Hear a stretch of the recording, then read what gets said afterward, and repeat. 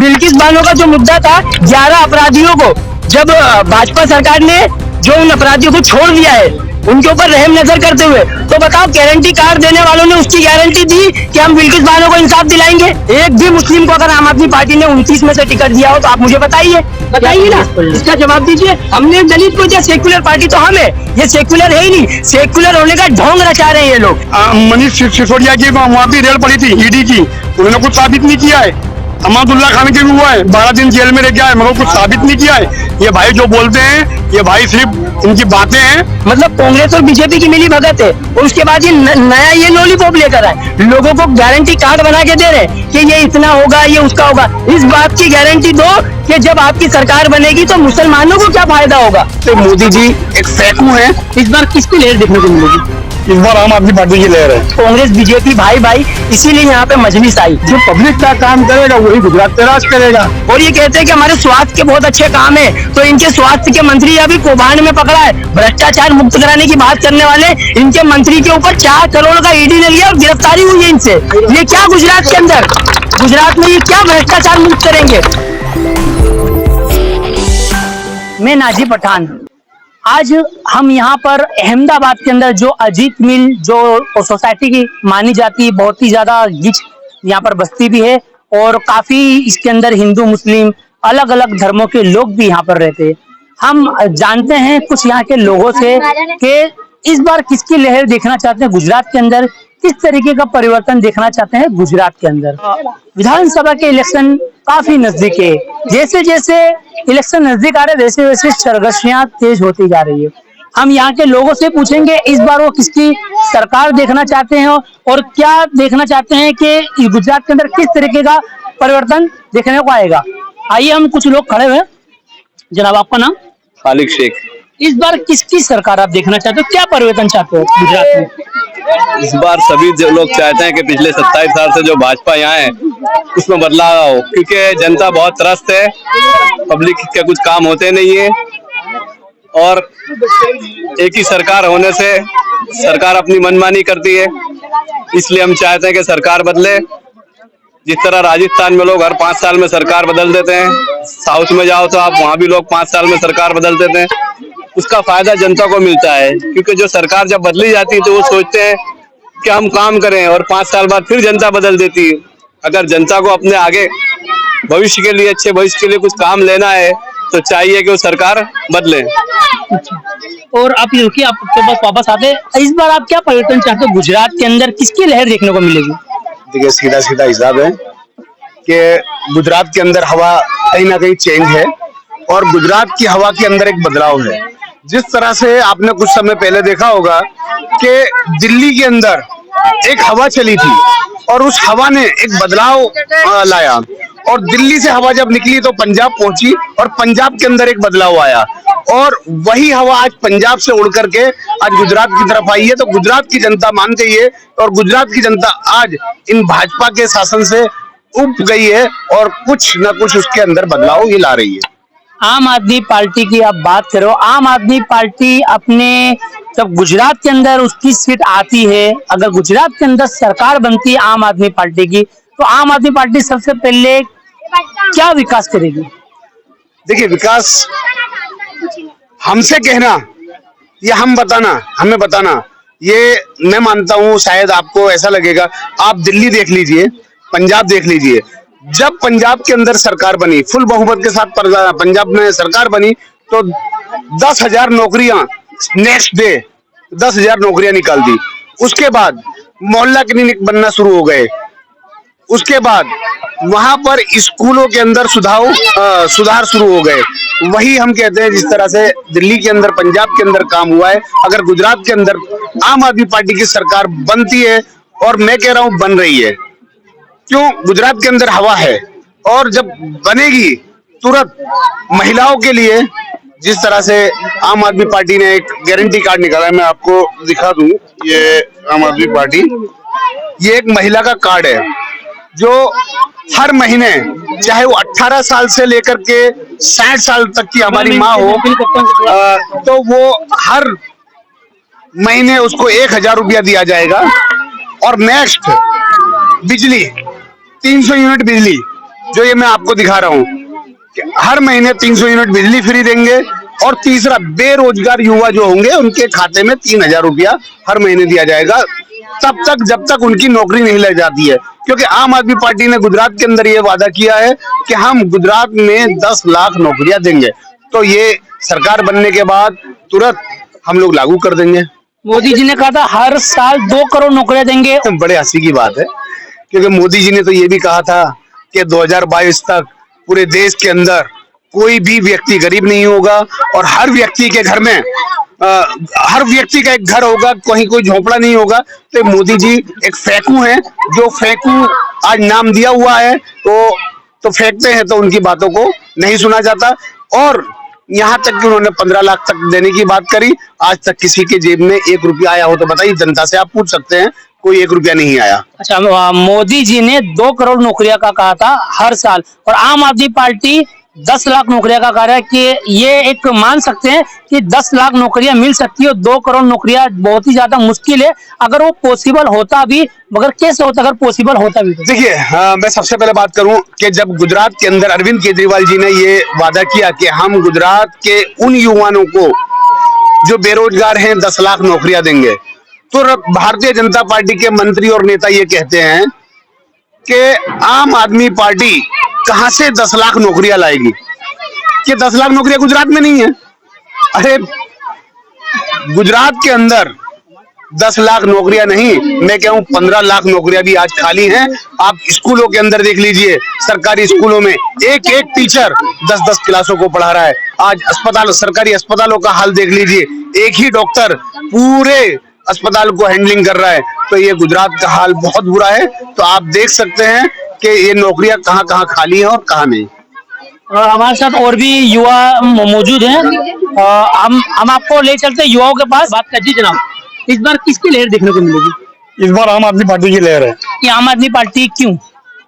स्वास्थ्य, शिक्षा और बेरोजगार, ये 3 मुद्दे हैं जो मेन देश के हैं। उस पे अरविंद केजरीवाल जी काम कर रहे हैं। ये दिल्ली में काम करा, जैसे पंजाब में काम करा, ऐसे हम चाहते हैं कि गुजरात में काम करें। अच्छा, और जैसे कि लोग तो ये भी आरोप लगा रहे हैं आम आदमी पार्टी के ऊपर कि बोले ये तो सिर्फ जुमले हैं और ये तो सिर्फ लॉलीपॉप दे रहे हैं, इस तरीके का भी लोग बोले। इस पे क्या कहोगे? आप जानते हैं कि जुमले और लॉलीपॉप कौन देता है? ये आप जानते हैं कि जुमले और लॉलीपॉप कौन देता है? ये अरविंद केजरीवाल है, जो लिखित में गारंटी दे रहे हैं, लिखित में, कि अगर मेरी सरकार बनती है गुजरात के अंदर तो मैं आपको 300 यूनिट बिजली फ्री दूंगा, 18 वर्ष के ऊपर की महिलाओं को 1,000 रुपया दूंगा, और जो बेरोजगार हैं उनको पहले तो नौकरी देंगे, अगर नौकरी नहीं मिलती है तो उनको 3,000 रुपये भत्ता मिलेगा। ये अरविंद केजरीवाल लिख के दे रहे हैं और गारंटी के साथ। आज तक बीजेपी हो, कांग्रेस हो या कोई भी सरकार, कोई भी हो, चाहे मीम हो, कोई भी पार्टी हो, किसी ने भी लिख के गारंटी नहीं दी है। आजकल सब जुमलेबाजी करते हैं, सब बातें करते हैं। 15 लाख रुपए मोदी साहब ने बोले थे, 15 लाख भी नहीं आए, मगर अरविंद केजरीवाल ने 200 यूनिट बिजली दिल्ली में बोला, वो आई, दिल्ली में आई। 300 यूनिट बिजली पंजाब में बोला, वो आई। 18 वर्ष के ऊपर की महिलाओं को 1,000 रुपये बोला, वो दे रही है। और ऐसे ही जो बेरोजगार बंदे उनको रोजगारी दे रही है, और नहीं तो 3,000 रुपये भत्ता दे रही है। तो इस बार जो गुजरात के अंदर लहर है वो आम आदमी पार्टी की है, और इंशाल्लाह आम आदमी पार्टी की सरकार बनेगी, अल्लाह चाहेगा। लोग आइए, ये थे पब्लिक का रुझान। आइए हम कुछ लोगों से बात करते हैं। जी भाई, आपका नाम? मेरा नाम असलम शेख है। जी जनाब, इस बार क्या लगता है किसकी लहर देखने को मिलेगी? इसमें ऐसा है कि गुजरात में मेरी उम्र 27 साल की है। मैंने तो जब से जन्म लिया है तब से यहाँ पे बीजेपी की सरकार देखी है। इसके बाद में अगर देखा जाए तो यहाँ पे हमेशा 2 पक्ष आपस में लड़ते हैं, एक कांग्रेस पार्टी और बीजेपी पार्टी। ये दोनों की हमेशा सरकार बनती है और उसके बाद में हमारा कोई काम होता नहीं है। तो हम ये चाहते हैं कि कोई तीसरा विकल्प हो। अब विकल्प का मतलब ये होता है कि अभी आजकल देश में आप देखा जाए ना, तो जो पिछड़े लोग होते हैं, जैसे दलित है, मुस्लिम है, आदिवासी है, इनकी कोई बात नहीं करता है। चाहे वो विधानसभा हो, चाहे सड़कों पे हो, हर इंसान और हर पार्टी, हर बड़ा नेता हमारा नाम लेने से कतराते और डरते हैं। तो हम ये चाहते हैं कि कहीं ना कहीं इस बार गुजरात की विधानसभा में ऐसे लोगों को मौका मिले और ऐसे लोग चुन के जाए जो कम से कम दलित, आदिवासी और मुसलमानों की बात रख सके। जैसे कि आज अगर देखा जाए तो संसद में भी ओवैसी साहब जो MIM पार्टी के सांसद भी है और वो प्रमुख भी है, राष्ट्रीय प्रमुख। तो हम चाहते हैं कि ओवैसी साहब को एक बार मौका मिले, क्योंकि वो पार्टी भी यहाँ पे आई है। और मैंने किसी से ऐसा सुना भी था कि कांग्रेस बीजेपी भाई भाई इसीलिए यहाँ पे मजलिस आई। तो ये आई है तो वो आकर इस तरह के काम करेगी तो हमें अच्छा लगेगा। हम चाहते हैं कि ओवैसी साहब को इस बार मौका मिलना चाहिए ताकि उनके 1 या 2 विधायक चुन के विधानसभा में जा सके और हमारे मुद्दे की बात रख सके, क्योंकि अभी तक दूसरी पार्टियों ने हमें बिल्कुल नजरअंदाज ही किया है। अच्छा, मौजूदा अभी आप देख सकते हो कोरोना वायरस का जो महामारी के उसके बाद हर एक आम इंसान की परिस्थिति खराब है, हर एक आम इंसान परेशान है, इस पे क्या कहोगे? आम इंसान परेशान है, जाहिर सी बात है, क्योंकि कोरोना के अंदर जो भारत की जो सरकार है, चाहे हमारे गुजरात की ले लो, गुजरात सरकार भी एकदम निष्फल साबित हुई है, हम मानते हैं उस बात को। लेकिन कमी यहाँ है कि जो सरकार में बैठे हैं उनसे तो काम हुआ नहीं। लेकिन मैं सवाल विपक्ष से करना चाहूंगा, विपक्ष क्यों खामोश है? विपक्ष ने अपनी भूमिका नहीं अदा की, तो कहीं ना कहीं सरकार के साथ साथ इस नाकामी का जवाबदार विपक्ष भी तो है। आप उनसे भी तो पूछिए ना। मैं जब भी तो कह रहा हूँ कि बीजेपी सत्ता में है और कांग्रेस पार्टी विपक्ष में है, तो सत्ता रहने वाली पार्टी ने कोई काम नहीं किया तो विपक्ष ने कौन सा मुद्दा उठाया हमारे लिए? तो हम तो यही कहेंगे कि दोनों मिले हुए, इसीलिए तीसरे विकल्प को देना पड़ेगा और 1-2 विधायक हमारे ऐसे जाएंगे और ऐसे जाने चाहिए इस बार जो हमारे मुद्दों की बात कर सके। इस बार आप किसकी लेयर देखना चाहोगे? एमआईएम की। एमआईएम की क्यों? क्योंकि मजलूमों की आवाज, दलित की आवाज, चाहे मुस्लिम मुद्दे हो, चाहे कोई भी मुद्दे हो, उस पर आवाज बैरिस्टर असदुद्दीन ओवैसी साहब ही उठाते हैं।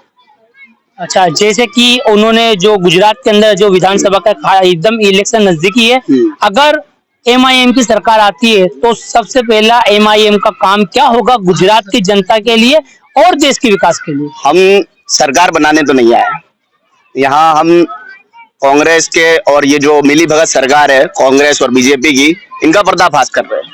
सबसे बड़ी बात तो ये, और हम विधानसभा में जाएंगे तो हर दलित मजलूम की आवाज उठाएंगे, चाहे वो कोई भी मुद्दा हो, चाहे गटर से लेके सांसद तक, जो भी हमारे से बनेगा, जो भी अन्याय जो भी होगा उसके खिलाफ हम आवाज उठाएंगे। जी जनाब, आप तो गुजरात के अंदर किसकी लेयर देखना चाहते हैं? हम तो इस वक्त एक आम आदमी लोग हैं, बराबर, और आज तक जो भी सरकार बनी है सबने लॉलीपॉप ही दिया है, बराबर, क्योंकि लोग मुद्दे की बात बड़ी बड़ी करते हैं और वक्त आने पर ठिंगा दिखा है। हमने ये चीजें कई समय से सुना, हमारा बचपना निकल गया, सब देखते गए। सिर्फ जान पहचान और बड़े लोगों का ही काम होता है, जो जितने बड़े बड़े आरोग्य को लेकर बातें हो रही है, सफाई को लेकर बातें हो रही है कि अपने पास सफाई करो, पर आज तक या जो हमारा मोहल्ला आप देख सकते हो, दिखाओ हमारा मोहल्ला देख सकते हो, आज तक मोहल्ले के लिए भी कोई भी बात हुई तो बोले भाई ऐसा है। आज तक एक सफाई कर्मचारी नहीं आ रहा, जो इतने बड़े बड़े लॉलीपॉप हम पहले तक भुगत चुके हैं, पर इसका हमारा मसला कौन हेल्प करेगा? और जो पब्लिक का काम करेगा वही गुजरात पे राज करेगा।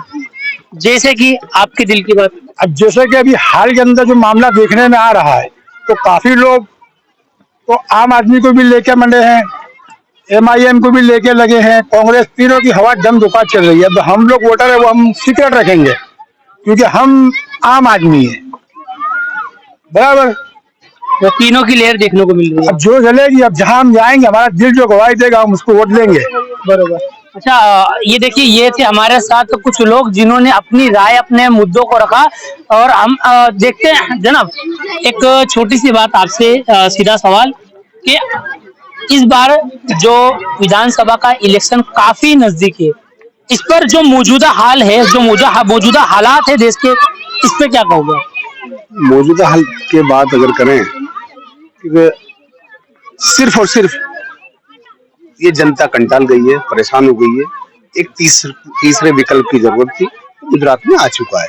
और तीसरे विकल्प के तौर पे अभी कुछ लोगों ने कहा कि भाई एमआईएम आ रही है। अरे एमआईएम 10-12 सीट पर इलेक्शन लड़ रही है, तो वो कहां से विधानसभा में बैठ जाएगी, क्या कर लेगी? आज सिर्फ और सिर्फ वोटों का ध्रुवीकरण करना एमआईएम का काम है, और भारतीय जनता पार्टी की बी टीम बनकर के वो गुजरात में आ रही है।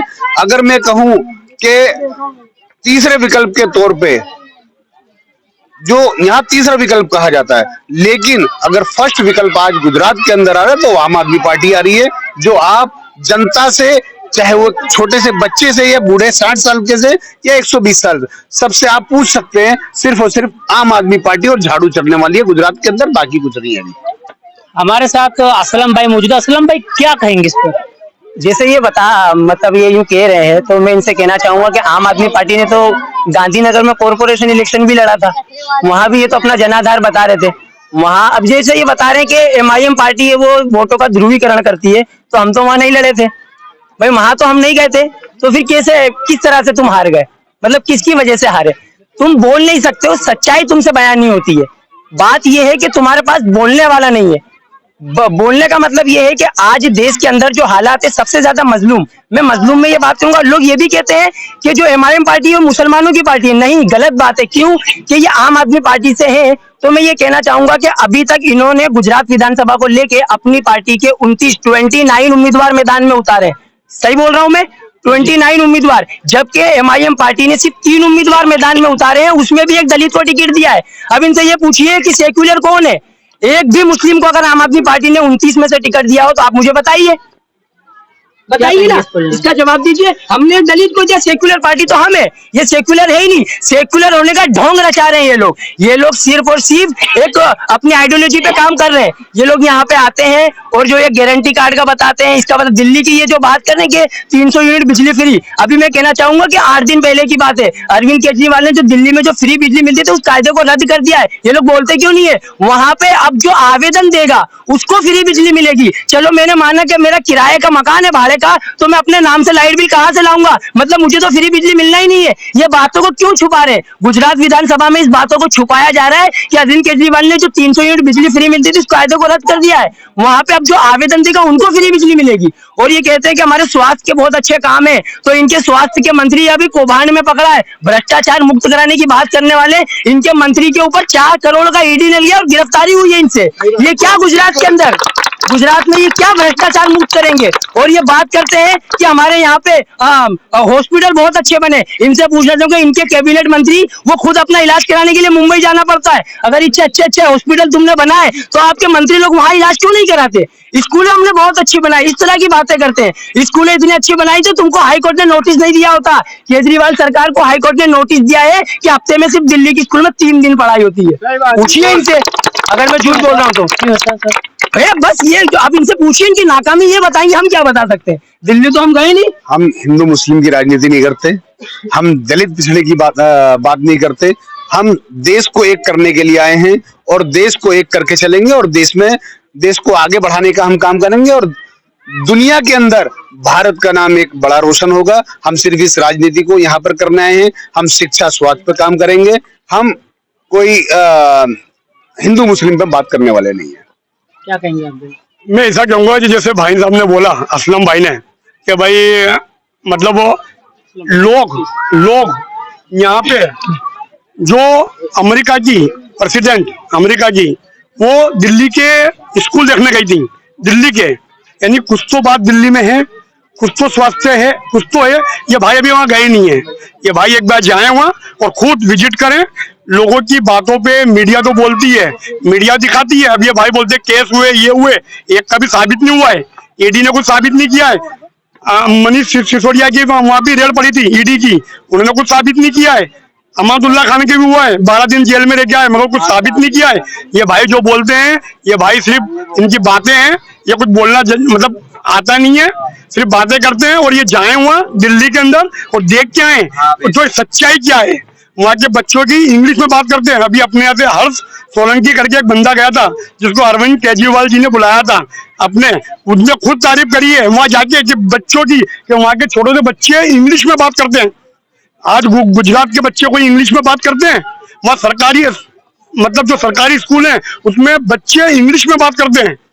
तो ये बातें हैं सिर्फ मीडिया के, जैसे जो मीडिया सुन लेती है, ये लोग बोल देते हैं। यहाँ हिंदू मुस्लिम की राजनीति नहीं है, यहाँ शिक्षा, स्वास्थ्य और बेरोजगारी की बातें हैं और कोई बातें नहीं है। नहीं, बात रोजगार की, शिक्षा की, बेरोजगारी की होना चाहिए, हम इसमें वो नहीं करते। लेकिन सबसे बड़ा जो आज देश के अंदर मुद्दा है वो एक इक्वालिटी का, जो हमें समानता चाहिए। हमारी लड़ाई सियासत के अंदर हिस्सेदारी की है। मतलब ये है कि हम भी तो कुछ है ना। आज अगर गुजरात विधानसभा में देखें तो हमारे पटेल समाज है, जो पटेल भाई है, वो आज करीब उनके 40 से 45 एमएलए विधानसभा में बैठे जाते हैं। आज उनके पास में एक पावर है, एकजुटता है, और वो भी वोट प्रतिशत उनका इतना ही है, जनसंख्या। आज हमारे दलित समाज के लोग हैं, दलित समाज के जो हमारे भाई है, उनके अंदर भी एक एकता है। उनके भी करीब 20 से 25 एमएलए विधानसभा में बैठते। तो मैं ये कहना चाहता हूं कि मुसलमानों के जो 10% मुसलमान गुजरात में जनसंख्या है उनकी, तो हमारे 3 क्यों? मैं ये पूछूंगा कि आम आदमी पार्टी कितने मुस्लिमों को उम्मीदवारी देगी? कितने लोगों को टिकट देके उतारेगी मैदान में। बात हम ये करने आए, बात मजलूमों की करना है, जो हमारा संवैधानिक अधिकार है। देश के अंदर दलित, मुस्लिम, आदिवासी, ये हमारा, आज मैं आपको ये बताऊं, जिस विस्तार में हम खड़े हैं, यहाँ पे ये बीजेपी के यहाँ पे एमएलए है और मंत्रिमंडल में है वो गुजरात सरकार के अंदर। यहाँ पे कांग्रेस के कॉर्पोरेटर है, मतलब कांग्रेस और बीजेपी की मिली भगत है। और उसके बाद ये नया ये लॉलीपॉप लेकर आए, लोगों को गारंटी कार्ड बना के दे रहे हैं कि ये इतना होगा, ये उसका होगा। इस बात की गारंटी दो कि जब आपकी सरकार बनेगी तो मुसलमानों को क्या फायदा होगा, मुसलमानों के लिए कौन आवाज उठाएगा। ये बताइए कि जब मुसलमानों की लिंचिंग होती है, आज मुसलमानों के जो बिल्किस बानो का जो मुद्दा था, 11 अपराधियों को जब भाजपा सरकार ने जो उन अपराधियों को छोड़ दिया है, उनके ऊपर रहम नजर करते हुए, तो बताओ गारंटी कार्ड देने वालों ने उसकी गारंटी दी कि हम बिल्किस बानो को इंसाफ दिलाएंगे। खाली कागज पे रखने से कुछ नहीं होता है, तो इस पे कुछ नहीं होगा, कागज पे रखने से कुछ नहीं होगा। मुसलमान है इस देश के वासी, तो क्या हमारा गुनाह है? अरे हमने भी, हमारे बुजुर्गों ने कुर्बानियां दी थी, लाशों झाड़ के ऊपर अपनी लाशें टंगी थी जब इस देश को आजादी मिली थी। हमने बराबर की कुर्बानियां दी है इस देश के अंदर जाके, तब ये देश आजाद हुआ। हमें नजरअंदाज नहीं कर सकती कोई भी पार्टी। हम इसीलिए यहाँ पे MIM पार्टी को वोट देंगे। 2, 4, 5 जितने विधायक हमसे जाएंगे, हम उन्हें जिताएंगे, ताकि वो विधानसभा में जाकर हमारे हक और अधिकार की बात कर सके, दलित और मुस्लिम की बात कर सके। ये थे हमारे साथ यहाँ अजीत मिल सोसाइटी की जनता, जिन्होंने अपने अपने बातों को रखा और अपने अपने बातों को रख के बताया, सरकार तक एक मैसेज पहुंचाया, जनता तक एक मैसेज पहुंचाया। आप देखते हैं, आने वाला चुनाव तो नजदीकी है, देखते हैं खिलता है फूल या छपता है पंजा, या उड़ती है पतंग या लगती है झाड़ू। आप देखते रहिए जय कंटाप। मैं मोहम्मद नाजी है पठान, अहमदाबाद।